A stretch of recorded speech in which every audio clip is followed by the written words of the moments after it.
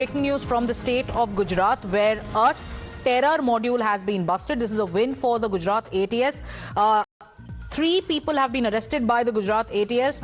As per the ATS, these people were on the radar for the last 1 year. They've been arrested while they were trying to supply weapons, and the allegation is that the three people who were arrested were planning to carry out terrorist attacks in various parts of the country. So a huge victory for the Gujarat ATS. My colleague Hiten is with us. Hiten, ATS के लिए ये एक बहुत बड़ी कामयाबी है. Details क्या है इस केस के, दर्शकों को बताइए.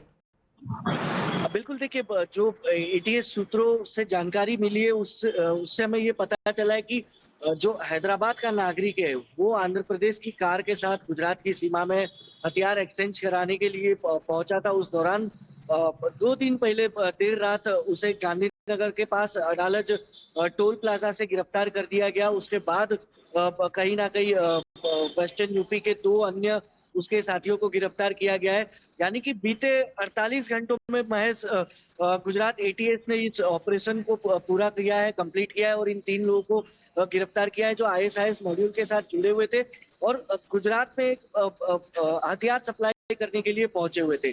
लेकिन मैं आपको बता दूं, जो एटीएस के सोर्सेस बता रहे कि इन तीनों में से किसी एक पर जो है एटीएस की रडार बीते 1 साल से थी. वो एटीएस के कई अधिकारी जो है बीते 1 साल से उस आतंकी के ऊपर नजर रखे हुए थे.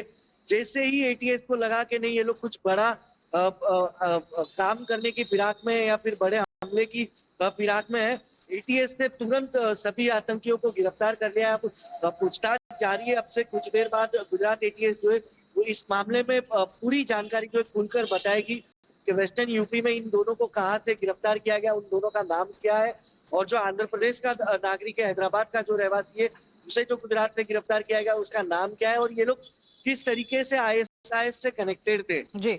So right now there is the focus is on the links, the ISIS links of these terror suspects who've been arrested by the Gujarat ATS. Thank you so much, Hiten, for getting us all those details. With that, it's time for us to take a short break.